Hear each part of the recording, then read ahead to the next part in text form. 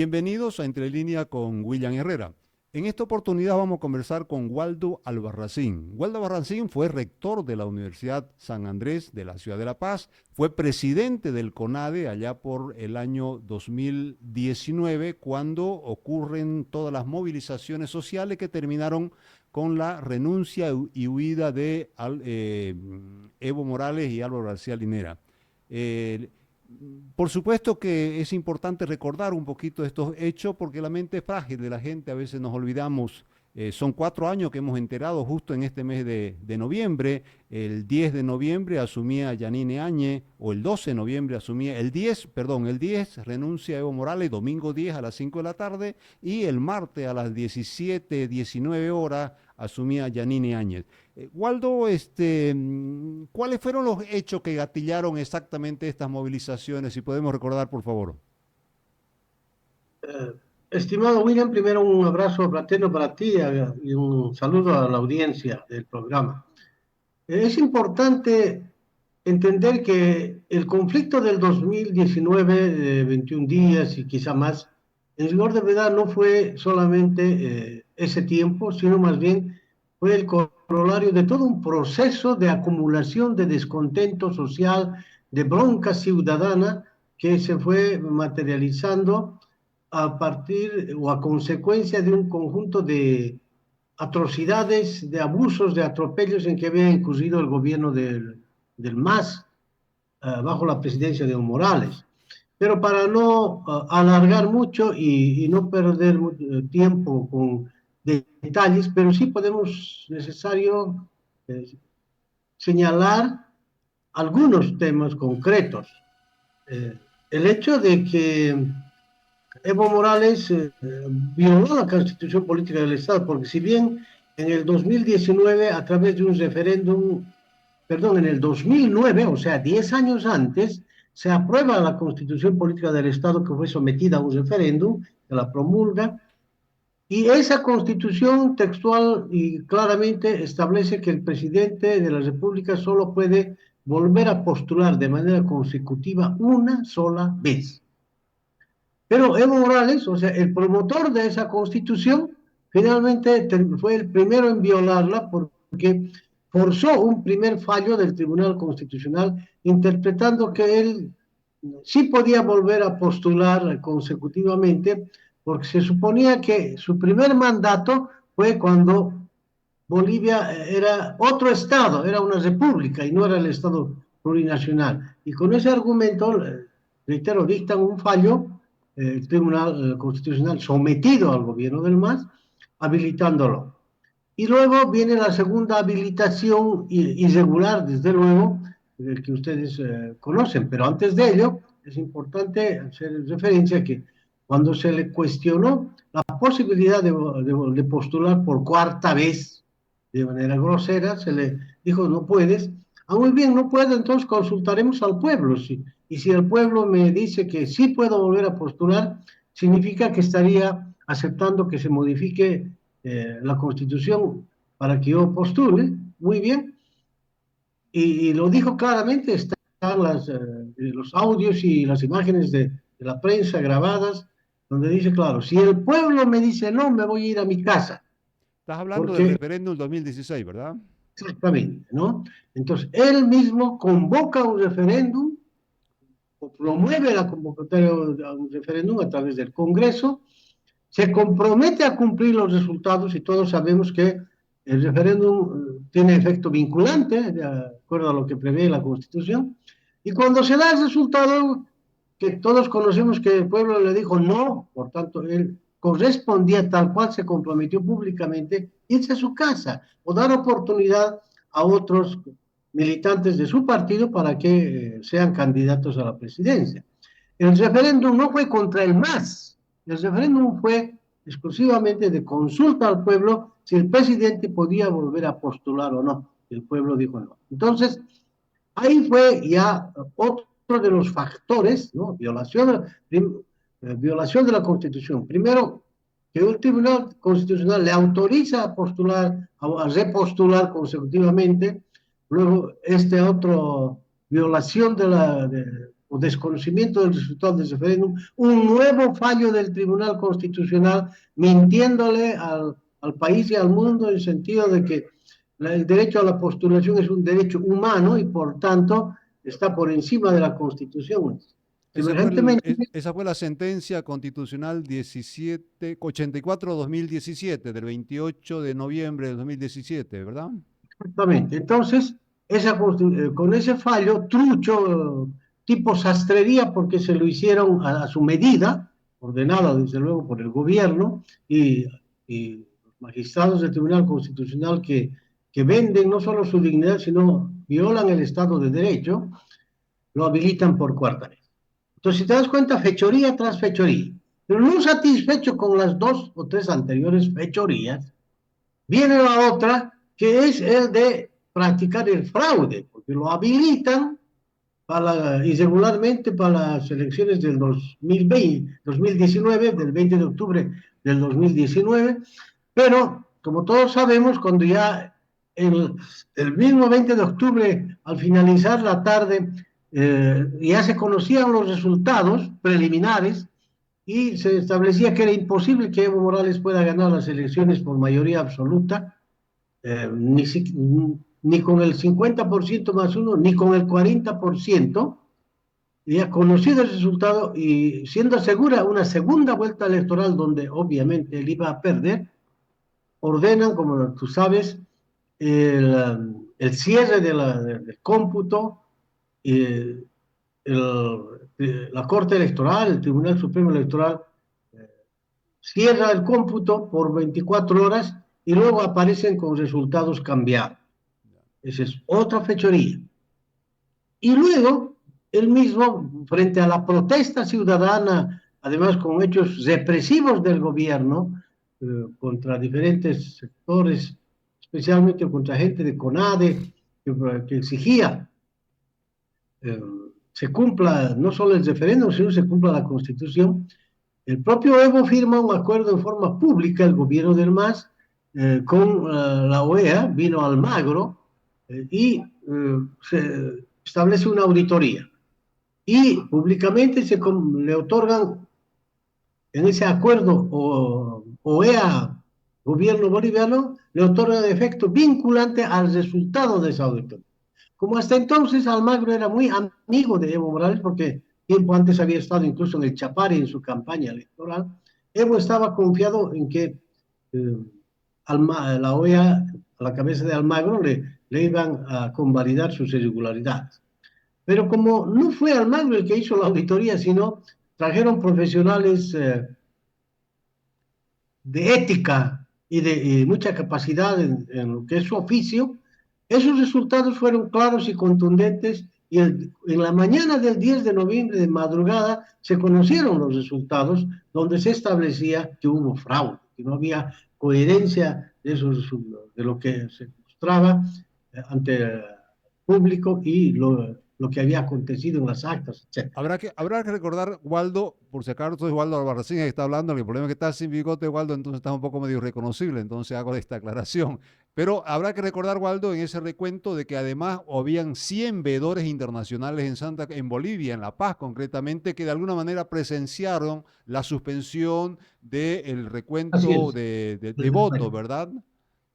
Eso es importante lo que tú dices. Es decir, no había explicación lógica para suspender el cómputo, pero lo hicieron porque la presidenta y los demás vocales del Tribunal Supremo Electoral estaban absolutamente subordinados al gobierno y habían cometido una serie de irregularidades como el no permitir que la encuesta que había realizado la Universidad Mayor de San Andrés conjuntamente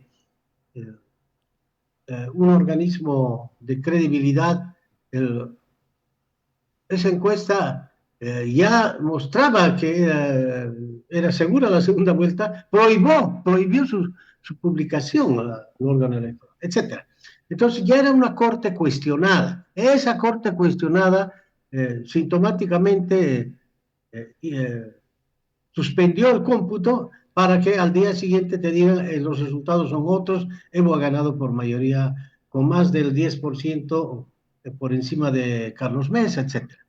Ante esa mentira grosera vino la auditoría, la que mencionábamos anteriormente, y esa auditoría ha ratificado el problema, el tema del fraude.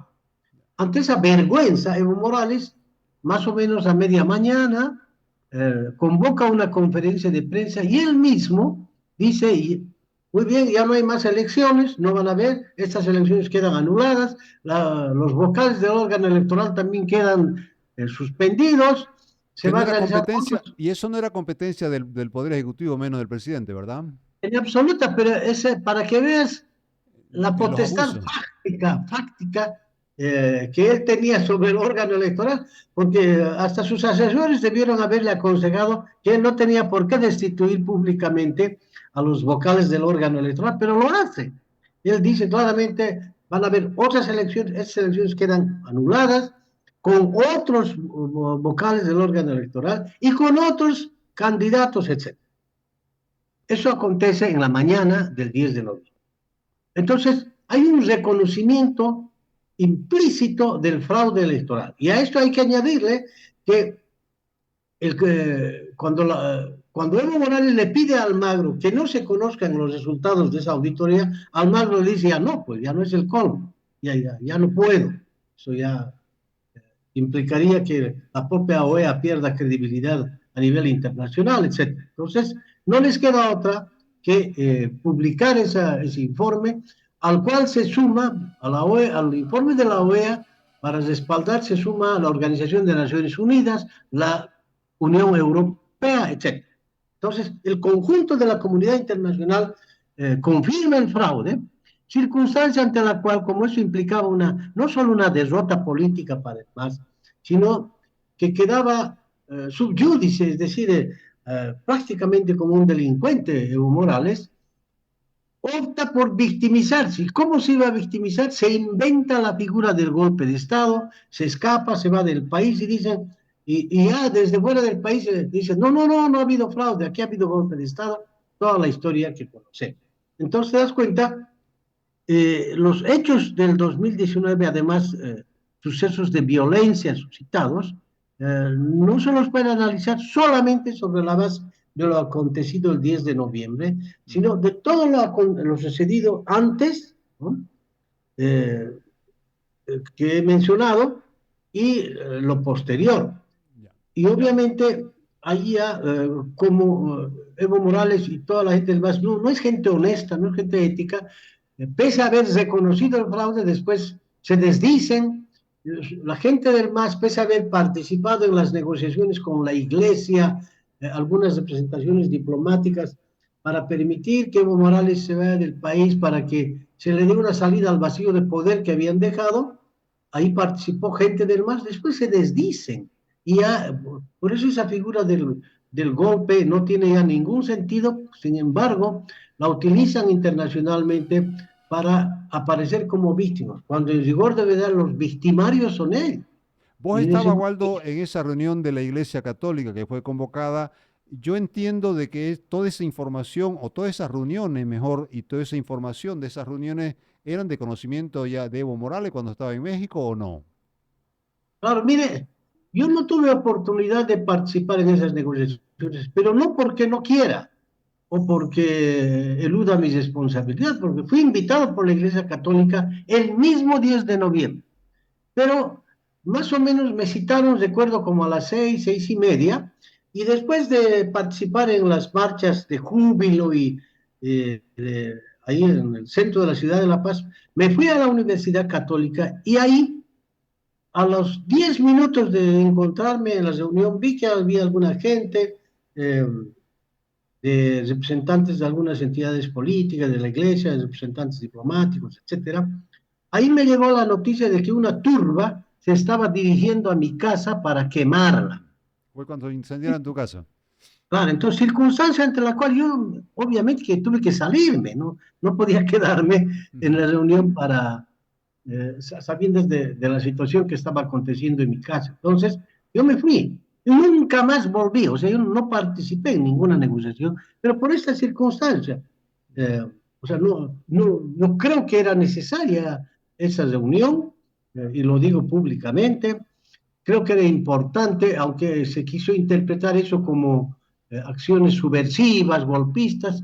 Mentira, porque han participado la misma gente del MAS, sus correligionarios, etcétera. Pero yo ya no tuve oportunidad ni siquiera de verlos a ellos, como que tuve que salir a tropezones del lugar y toda la desgracia que ocurrió ya en mi caso familiar particular, todo que conoce el país, ¿no? Claro. Ah, Una pregunta, pues, Waldo. Jurídicamente, ¿quién puede responder o quién debe responder entre los hechos ocurrieron entre el domingo a las 5 de la tarde, menos cuarto, que renuncia Evo Morales y Álvaro García Linera, y el martes, que fue el 12, a las 19 horas en que toma posesión Yanine Áñez? Quiero decir, no había gobierno, no hubo gobierno formalmente constituido entre el domingo que renuncia y el martes que asume Yanine Áñez. ¿Quién responde ante la eventualidad que hubiera que responder por los hechos sucedidos en ese momento? en un Estado de Derecho más o menos perfecto, más o menos, en un país donde los jueces actúen con honestidad y los fiscales también, y donde funcione la democracia por lo menos con referentes óptimos, quienes tendrían que ser enjuiciados penalmente frente a los acontecimientos son las primeras autoridades del MAS. Porque ¿qué acontece? Cuando renuncia Evo Morales, por las causas que hemos mencionado, avergonzado, etcétera. Mm. ¿Qué dice la Constitución? En ausencia del presidente, lo sustituye el vicepresidente. Entonces, el primer ciudadano obligado a hacerse cargo del gobierno ante la renuncia de Evo Morales, independientemente de las causas, era el señor Álvaro García Linera, el vicepresidente de entonces. No lo hace, pero vamos a suponer que tampoco quería, etcétera. La Constitución prevé que ante esa eventualidad le corresponde asumir la presidencia a quien está de presidente de la Cámara de Senadores. Ujú. ¿Quién era presidente de la Cámara de Senadores? La señora Salvatierra, también Adriana. del MAS, ¿cierto? Sí. No lo hace. Y si, bueno, ella no quería, etcétera, más allá de las razones por las que no lo hizo, le correspondía al presidente de la Cámara de Diputados, que también era masista, ¿es verdad? Era del MAS. Y finalmente, si a estas autoridades, renuentes a cumplir su obligación como autoridades máximas, todavía le correspondía al primer vicepresidente de la Cámara de Senadores, y luego al primer vicepresidente de la Cámara de Diputados. Todas estas autoridades, ¿cuántos estamos contando? Después de las renuncias de Álvaro García, uno. El presidente de senadores, dos. Presidente de diputados, tres. Primer vicepresidente de senadores, cuatro. Segundo vicepresidente de senadores, cinco. Cinco autoridades del MAS rehuyen a su responsabilidad patriótica, responsabilidad constitucional. Circunstancia ante esa renuencia, le corresponde asumir diríamos, por la escala jerárquica, ¿no? Ujú. A la primera presidencia, a la segunda vicepresidencia del Senado, que recaía en doña Yanine Áñez. Podía haber sido María Vargas, podía haber sido Victoria, Juan Pérez, no sé, pero esa era Yanine Áñez, la segunda vicepresidenta de la Cámara de Senado. Entonces, por sucesión constitucional, ella tuvo que asumir esa labor patriótica ante el vacío de poder, porque el país estaba sin presidente, podía pasar cualquier cosa. Un Estado democrático no puede estar sin gobernante un solo minuto. Para eso está la Entonces, sucesión constitucional. exactamente. Entonces, mírense, a doña Yanine Áñez la tienen en la cárcel por cumplir con su deber constitucional.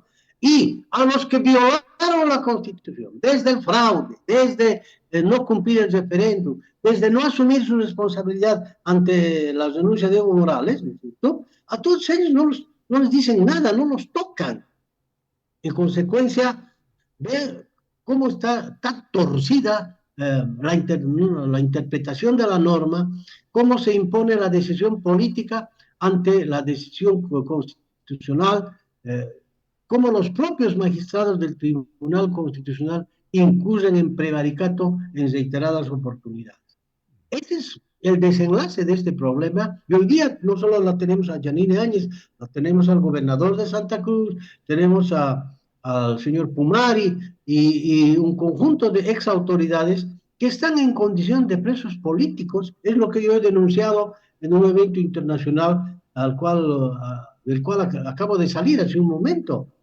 Ya. Justamente porque es Waldo, importante Waldo, decir no sé si hacia afuera. coincides conmigo, pero en todo caso, digamos, en el 2019 y como consecuencia de todas estas movilizaciones que hubieron en las calles y la renuncia y huida de los mandatarios, se parte el MAS, se divide el MAS y un poco ahora pareciera que el MAS está sufriendo las consecuencias de esa división. ¿Cómo ves todo esto? ¿Crees que fue así realmente? ¿Que ahí comienza la división del MAS? Yo no sé si exactamente ahí, pero de lo que sí estoy seguro es que una de las causas que ha motivado esta división es que cuando Evo Morales, que nunca dejó de ser jefe del MAS, designa como candidato presidencial para las posteriores elecciones a su exministro de Economía, el señor Luis Arce. Claro, él asumía que Evo Morales iba a seguir siendo el presidente detrás del telón y el señor Luis Arce su marioneta. Y de Ujú. hecho, eh, la primera etapa funcionó así, ¿no? El presidente, podríamos llamarle real, era Evo Morales y el otro era el formal. Pero ahí surgió el tema, claro, que decía característica de todo ser humano. Cuando Luis Arce se percata que él es el presidente constitucional y que tiene todo el poder, ¿no? Entonces es el momento en que ya deja de obedecer las instrucciones de Evo Morales, ya funciona de manera más autónoma y su entorno, porque cada uno tiene su entorno. Evo Morales tiene su entorno, ahí están los Romero, eh, los de la Quintana, etcétera, ¿no? Pero también Arce tiene su entorno. En consecuencia, no solo es ahora la lucha entre Evo Morales y Arce, sino los entornos de ambos, en lo que implica el copamiento de poder. Al final, en la política, ellos entienden que se tiene que copar el poder. Entonces ya no hay espacio para dos reyes, ya no hay espacio para tanta gente que quiere disfrutar del poder, no solo del ejercicio político, sino también del beneficio económico. Y un ausente bien presente en esta conversación que no lo hemos estado mencionando, pero es importante decirlo, el narcotráfico.